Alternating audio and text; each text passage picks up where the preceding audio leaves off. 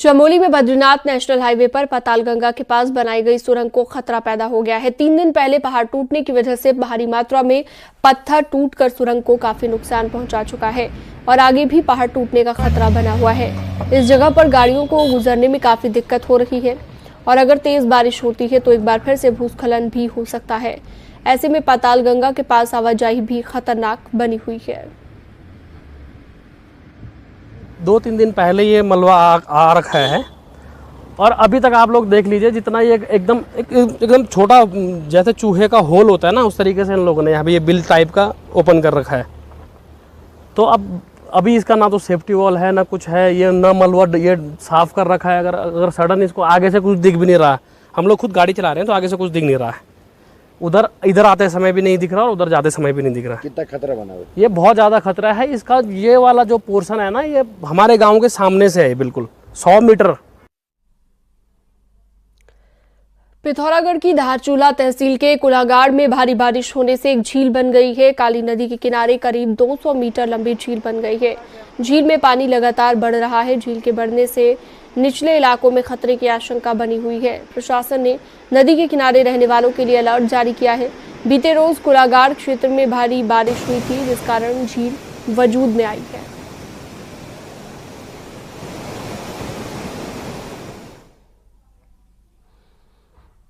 उत्तराखंड की 2 सीटों पर हुए उपचुनाव में कांग्रेस ने दोनों ही सीट पर कब्जा कर लिया है। हरिद्वार की मंगलौर सीट पर कांग्रेस के काजी निजामुद्दीन ने जीत दर्ज कराई है।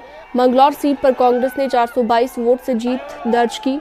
कांग्रेस प्रत्याशी काजी निजामुद्दीन ने बीजेपी के करतार सिंह भड़ाना को हराया।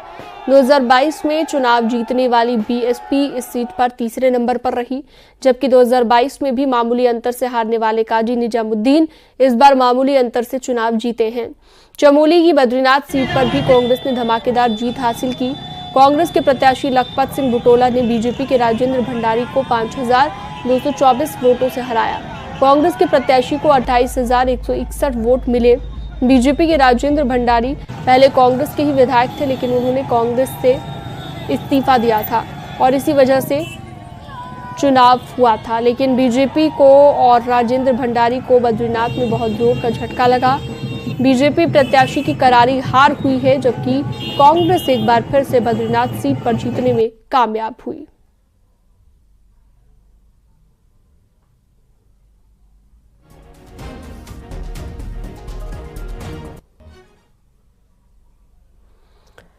राम मंदिर बनाने के बावजूद अयोध्या के आसपास की 6 सीटों में बीजेपी हार गई।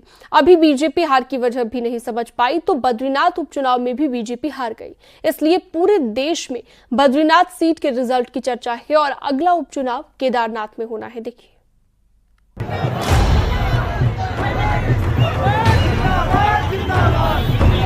24 साल में पहली बार सरकार चलाने वाली पार्टी उपचुनाव हार गई, पर चर्चा पूरे देश में बद्रीनाथ में हुई हार की है, जहां कांग्रेस जीत गई। अभी ज्यादा दिन नहीं बीते जब बीजेपी के राम मंदिर बनाने के बावजूद अयोध्या में समाजवादी पार्टी के सांसद चुनकर आई। अभी अयोध्या और आसपास की सीटों में हुई हार की वजह बीजेपी समझ भी नहीं पाई तो भगवान विष्णु के धाम के नाम वाली बद्रीनाथ सीट पर बीजेपी का सफाया हो गया। बीजेपी यहां कांग्रेस के विधायक राजेंद्र भंडारी को तोड़कर अपने साथ लाई, उम्मीदवार बनाया, चुनाव लड़ाया, लेकिन बद्रीनाथ की जनता ने एक बार फिर कांग्रेस को उम्मीदवार लखपत बुटोला को जिता दिया। कांग्रेस प्रदेश अध्यक्ष करण माहरा के मुताबिक अयोध्या बद्रीनाथ के बाद अगला संदेश देश में केदारनाथ से जाएगा, जहाँ 6 महीने के अंदर उपचुनाव होना है। अब बीजेपी से जनता का मोहभंग हो गया है। जिस तरीके से भगवान राम ने अयोध्या में इनको पराजित किया, आज बद्रीनाथ भगवान ने भी इनको हराने का काम किया है।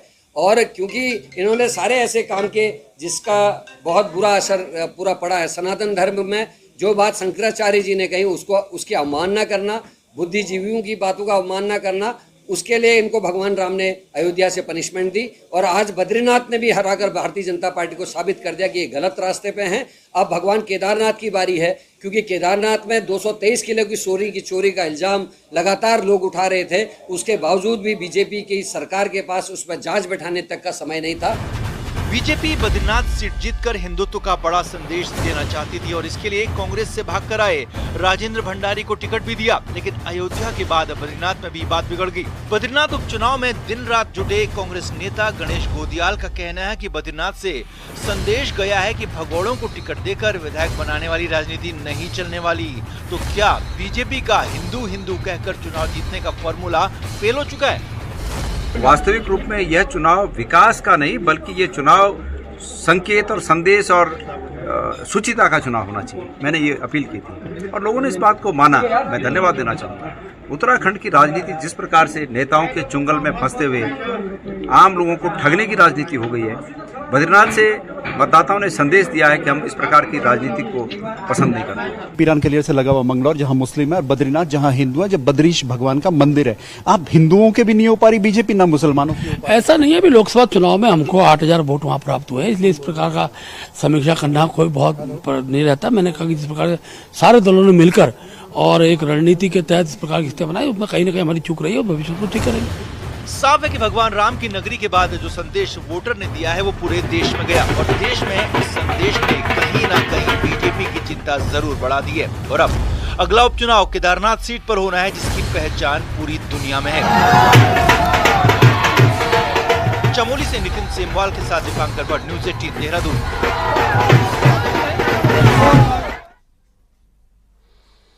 दिल्ली में बन रहे केदारनाथ मंदिर का मसला शांत होता नहीं दिख रहा। शनिवार को केदारनाथ में तीर्थ पुरोहितों ने मंदिर के बाहर बैठकर विरोध जताया तो मंदिर के मुख्य पुजारी और शंकराचार्य अविमुक्तेश्वरानंद ने भी दिल्ली में बन रहे मंदिर को गलत बताया। अविमुक्तेश्वरानंद ने कहा कि दिल्ली में शिवजी का मंदिर बनने पर कोई दिक्कत नहीं है, लेकिन केदारनाथ जैसा मंदिर और उसके नाम का गलत इस्तेमाल है और ऐसा नहीं होना चाहिए।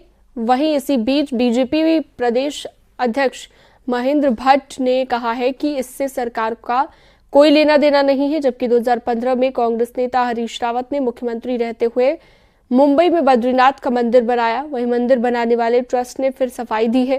ट्रस्ट का कहना है कि दिल्ली के केदारनाथ मंदिर का केदारनाथ से कोई लेना देना नहीं है।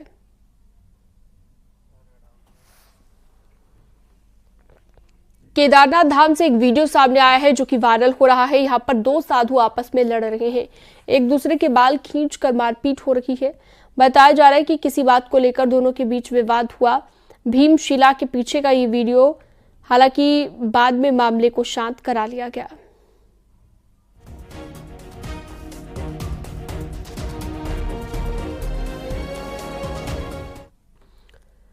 रामनगर में तेज रफ्तार हादसों का कारण बन रहा है और शनिवार को एक तेज रफ्तार बाइक सवार ने दो मासूम बच्चों को टक्कर मार दी, जिसमें बड़े भाई की मौके पर मौत हो गई और छोटी बहन बुरी तरह से घायल हो गई।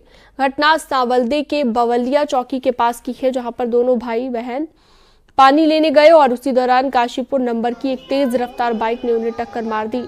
बाइक सवार हादसे के बाद बाइक छोड़कर मौके से फरार हो गया।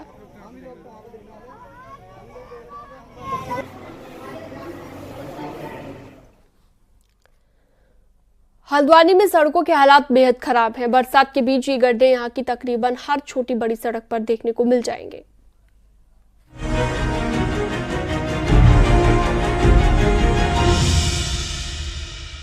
बारिश के बीच ये हाल हल्द्वानी में पीडब्ल्यूडी की सड़कों का है। यहाँ ज्यादातर कॉलोनियों की सड़कों का यही हाल है। घर से निकलते ही लोगों का सामना इन मौत के गड्ढों से हो रहा है। कुछ मेन सड़कें तो पीडब्ल्यूडी ने बरसात से ठीक पहले सोलिंग कराकर छोड़ दी और अब यही सोलिंग लोगों के लिए जानलेवा साबित हो रही है, क्योंकि बारिश के बीच डामर करना भी संभव नहीं। ऐसे में लोग इन जानलेवा सड़कों पर चलने को मजबूर हैं। इतने टाइम से गड्ढे हैं, कम से कम 2-3 साल हो गए इस रोड को ऐसे देखते हुए। आए दिन यहाँ पानी भरता है, आए दिन कोई ना कोई गिरता है यहाँ पे, पर ये लोग ये चीजें नहीं देखते हैं। बाकी कहीं चालान काटना उनको किसी का बाकी फालतू चीजें करनी हो सब करेंगे। अभी कोई नेता यहाँ पे आ जाए, आके सब खड़े हो जाएंगे वहाँ। 2 दिन अगर कोई नेता यहाँ से जा रहा हो ना, 2 दिन में रोड बना देंगे, 2 दिन में लगेंगे, रातों रात में बना देंगे। पर वैसे आम इंसान के लिए कुछ नहीं करते हैं ये। हालांकि इस सब झटकों, गड्ढों और हिचकोलों के बीच कुमाऊं कमिश्नर का दावा है कि पीडब्ल्यूडी को सड़कों को लेकर डायरेक्शन दे रखे हैं जो बेहद क्लियर हैं। फुल टाइम डामरीकरण तो एडवाइजेबल खैर बरसात में नहीं होता है और उसमें लॉस भी होता है इन्वेस्टमेंट का, लेकिन पॉट होल्स का काम, क्रैश बैरियर्स का काम, मलबा हटाने का काम, ये रुकना नहीं चाहिए, ये तत्काल होता रहे। और कहीं पे अगर इस मामले में धन के आवंटन में इनको इशू आ रहा है तो सीधे बात मुझसे भी करें। सड़कों पर हुए इन जानलेवा गड्ढों से सबसे ज्यादा खतरा 2 व्हीलर वालों को है, क्योंकि एक छोटी सी फिसलन उन्हें इन गड्ढों के जरिए सीधे स्वर्ग की सीढ़ी चढ़ा सकती है। लेकिन सरकारी महकमा केवल दावों तक सीमित है। हल्द्वानी से न्यूज़ 18 के लिए शैलेंद्र नेगी की रिपोर्ट।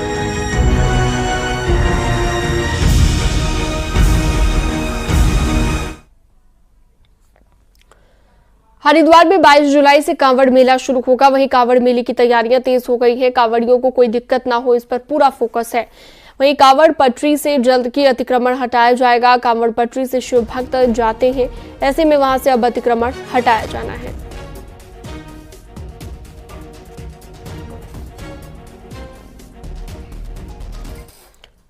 चमोली में फूलों की घाटी में इन दिनों रौनक है। चारों तरफ हरियाली छाई हुई है, रंग बिरंगे फूल खिले हुए हैं। इस बीच फूलों की घाटी में रिकॉर्ड सैलानी पहुंच रहे हैं। अभी तक फूलों की घाटी में 3,705 विदेशी और 5,479 देशी सैलानी पहुंच चुके हैं।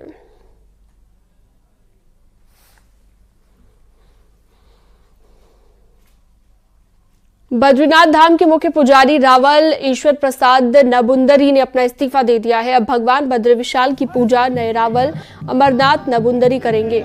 16 साल तक भगवान बद्री विशाल की पूजा करते विदाई के दौरान रावल ईश्वर प्रसाद के नबुंदरी भावुक हो गए। उन्होंने कहा कि सनातन धर्म की सेवा करने का उन्हें मौका मिला और उन्होंने भगवान बद्री विशाल की पूजा तन मन से की।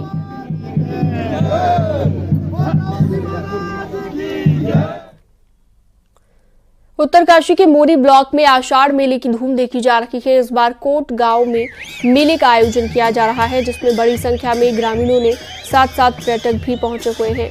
ढोल की धुन पर संस्कृति की पारंपरिक झलक देखने को मिली। कोट गांव में पारंपरिक वाद्य यंत्रों की धुन पर रासो तांदी डांस कर लोगों झूमते हुए नजर आए।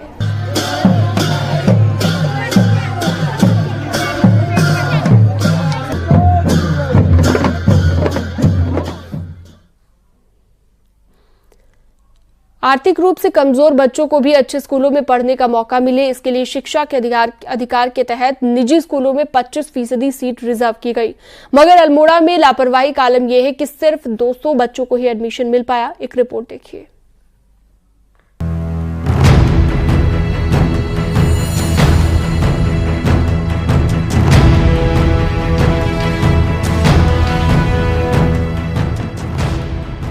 निजी स्कूलों में 25% सीटें निःशुल्क गरीबों के लिए आरक्षित की गई हैं।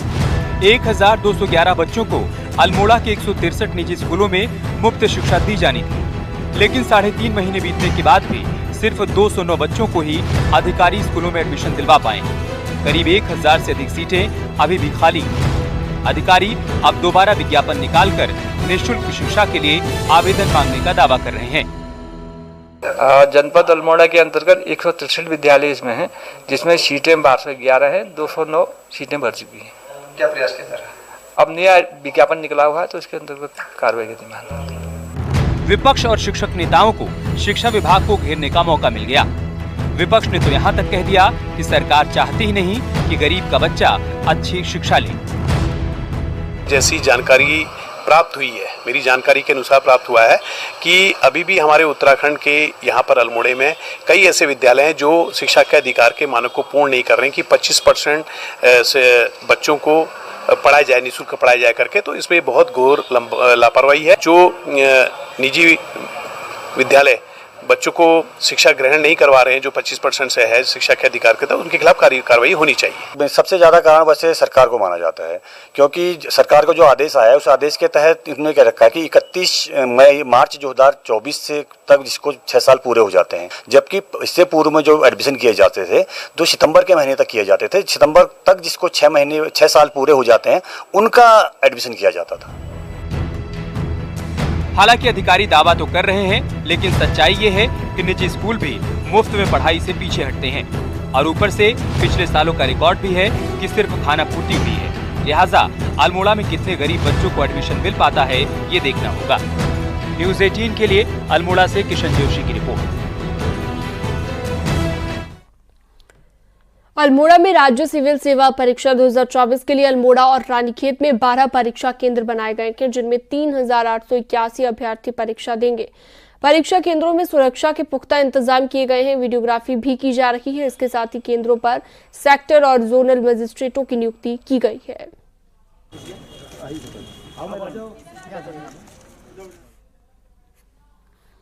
विकासनगर सहित पूरा पचवादून धीरे धीरे नशे का हब बनता जा रहा है। एक खास रिपोर्ट आपको दिखाते हैं।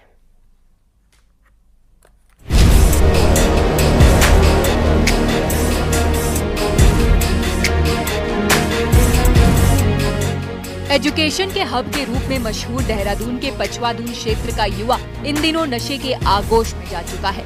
स्कूल कॉलेज के पढ़ने वाले लड़कों को भी नशे ने अपनी चपेट में ले लिया है और नशे की लत को पूरा करने के लिए कई युवा चोरी में लिप्त होते जा रहे हैं। यही वजह है कि क्षेत्र में चोरी की वारदात के आंकड़े बढ़ते जा रहे हैं। और तमाम हमारा जो उत्तर प्रदेश का बॉर्डर एरिया है, वहाँ से बहुत बड़ी मात्रा में यहाँ समझ लीजिए कि ये नशा पहुँचता है। और हमारे ये कोई परिवार होगा, बहुत कम है जो सौभाग्यशाली जिनका बच्चा इससे दूर है। पचवादून का ये क्षेत्र उत्तर प्रदेश और हिमाचल प्रदेश की सीमा से लगा हुआ है। यदि बीते साल के कुछ आंकड़ों पर नजर डालें तो पता चलता है साल 2023 में 103 एनडीपीएस के रहे मामलों में 109 अभियुक्त पुलिस की गिरफ्त में आए हैं, जिसमें 13 महिलाएं भी शामिल हैं। इनसे 16 किलो चरस और 2 किलो स्मैक बरामद हुई है। साथ ही मात्रा में नशीले इंजेक्शन, नशे की गोलियां, गांजा और डोडा पोस्त भी बरामद किए गए। वहीं 69 अवैध शराब के मामलों में भी 72 अभियुक्त को गिरफ्तार किया गया। वहीं 2024 में अभी तक कुल 31 मामले एनडीपीएस में सामने आए, जिसमें एक महिला समेत 34 अभियुक्तों को जेल भेजा गया। साथ ही 54 अवैध शराब के मामलों में भी पुलिस 54 अभियुक्तों को जेल भेज चुकी है। हालांकि बीते साल के मुकाबले इस साल अभी तक नशे के मामले में कुछ कमी दर्ज की जा रही है। पुलिस का दावा है कि बड़े अपराधी सलाखों के पीछे जा चुके हैं। साथ ही लोगों की जागरूकता के लिए अभियान भी चला रही है। जो नशे के दुष्परिणाम हैं उनसे लोगों को वाकिफ कराने के लिए हमारे द्वारा जैसा कि एसएसपी महोदय द्वारा हमें निर्देशित किया गया है कि प्रत्येक सोमवार को विभिन्न स्थानों पर चौपालों का आयोजन करें। तो हमारे द्वारा चौपालों का आयोजन किया जाता है। नशे और क्राइम के इन मामलों में अक्सर दूसरे प्रदेश के लोगों की भूमिकाएं सामने आती रही हैं, जिसे लेकर विधायक मुन्ना सिंह चौहान ने भी पुलिस को सख्ती से निपटने की हिदायत दी है।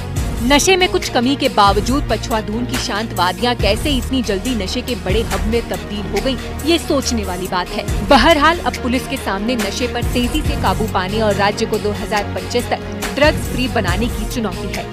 न्यूज़ 18 के लिए विकासनगर से कुलदीप चौहान की रिपोर्ट।